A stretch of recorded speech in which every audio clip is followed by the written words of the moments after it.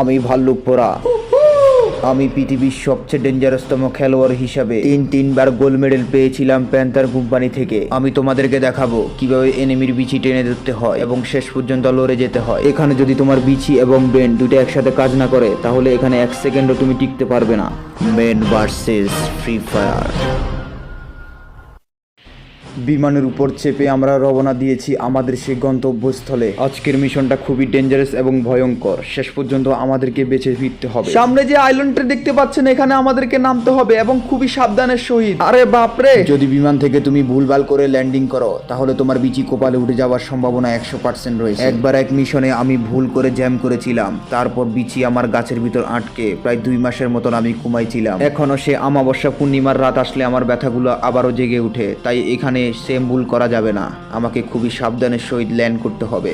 এই যে সামনে ঘরটি আছে এটার উপর আমার খুবই সাবধানে ল্যান্ড করতে হবে। আর একটু হলে তো বিচি গেছিল। এখানে যদি তোমার বেন্ড এবং বিচি দুটো একসাথে কাজ না করলে কখনো এখানে টিকে থাকতে পারবে না। তাই টিকে থাকার জন্য বেন্ড এবং বিচি দুটাই একসাথে কাজে লাগাতে হবে। ওয়েট, সামনে মনে একটা এনিমি দেখতে পেলাম। এই জায়গাটা আমার জন্য একদমই নিরাপদ নয়, তাই এখানে আমার একদমই বেশিক্ষণ থাকা উচিত হবে না। তাই এখানে আমাদের সার্ভাইভ করার জন্য যা যা জিনিস প্রয়োজন সব আমরা এখান থেকে কালেক্ট করে নিব। আমাদের খুবই সাবধানের সহিত এই নদীর পাড় দিয়ে হেঁটে হেঁটে যেতে হবে, কেননা সামনে অনেকগুলো ভয়ঙ্কর বিচি খেকক এনিমি রয়েছে। আরে বাপরে, এই সাদা ঘূর্ণিঝড়টা তো খুবই ভয়ঙ্কর। আমাদেরকে সাদা ঘূর্ণিঝড়ে তাড়া করতেছে, তাই এই সাদা ঘূর্ণিঝড় থেকে বাঁচার জন্য এই নদী পথ দিয়ে আমাদেরকে ওই পারে যেতে হবে। একবার এক লোক এই সাদা ঘূর্ণিঝড়ের কবলে পড়েছিল। ওই লোক এই সাদা ঘূর্ণিঝড়ের ভিতরে পড়ে আস্তে আস্তে বেহোশ হয়ে গিয়েছিল। পরবর্তীতে লোকজনের কাছ থেকে শোনা যায় ফ্রি ফায়ারের রিক্সিউ টিম এসে তাদেরকে প্রায় 1 সপ্তাহ পরে উদ্ধার করে এখান থেকে। তাই আমাদেরকে খুব সাবধানের সহিত এই ঘূর্ণিঝড় থেকে বাঁচতে হবে। যত সম্ভব তাড়াতাড়ি এখান থেকে বের হতে হবে, তা না হলে বিচি একটাও থাকবে না। এই জায়গাটার তাপমাত্রা এতটাই ঠান্ডা, যদি এখানে কোনো কাপড় ব্লগারকে এনে ছেড়ে দেয় তাহলে সে 30 সেকেন্ডের বেশি বাঁচবে না। আরে বাপরে, এখান থেকে বের হতে পারলেই বাঁচি। এখন আমাদের টার্গেট হচ্ছে ওই সামনের জায়গাটাতে। এদিকে আমরা আস্তে আস্তে সামনের দিকে যাব। ওদিকে যদি আমরা কোনো ওয়েট, সামনে মনে আমি এনিমি দেখতে পেলাম। আমাদেরকে খুবই সাবধানের সহিত সামনের দিকে যেতে হবে, কেননা এখানে বিচি খেকক অনেক এনিমি রয়েছে। আমার ধারণা কখনো ভুল হয় না। এই যে দেখো একটাকে, আরে বাপরে শালা, দেখো কত বড় একটা গাড়ি নিয়ে চলে এসেছে আমাকে মারার জন্য। এই জায়গাটি খুবই ভয়ঙ্কর, তাই এখানে বেশিক্ষণ থাকা যাবে না। আমাদেরকে সামনে একটি সেফ জোনে অবস্থান করতে হবে এবং সুযোগ বুঝে কোপ দিতে হবে। আশেপাশে খুবই ভয়ঙ্কর লেভেলের মারামারি হচ্ছে, তাই আমাদেরকে এই ঘরেই অবস্থান করতে হবে।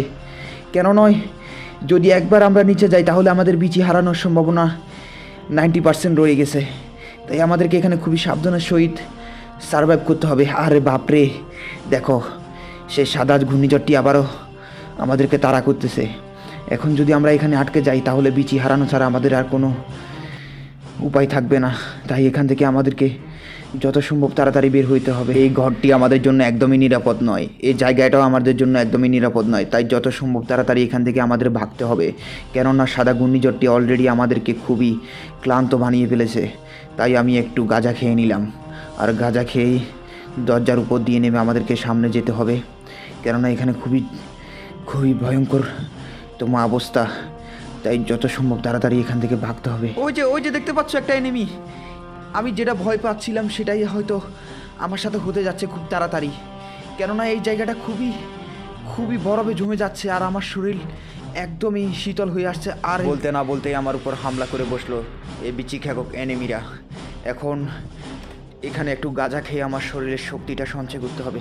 দেখো বোমও পিলছে আমার উপর। মনে হয় বেশিক্ষণ এখানে আমি আর সার্ভাইভ করতে পারবো না, কারণ আমার গাঁজাও শেষ, শরীরে শক্তিও শেষ। ভিডিওর শুরুতে আমি তোমাদেরকে বলেছিলাম এখানকার এনিমিরা খুবই ডেঞ্জারাস। দেখো এই শালারা কোত্থেকে বসে আমার বিচিগুলো ঘুরিয়ে দিল। যদি আমাদের ভিডিওটি ভালো লাগে তাহলে চ্যানেলটাকে সাবস্ক্রাইব করে কমেন্ট করে জানাবে ভিডিওর কোন পার্টটি তোমার কাছে খুবই মজা লেগেছে।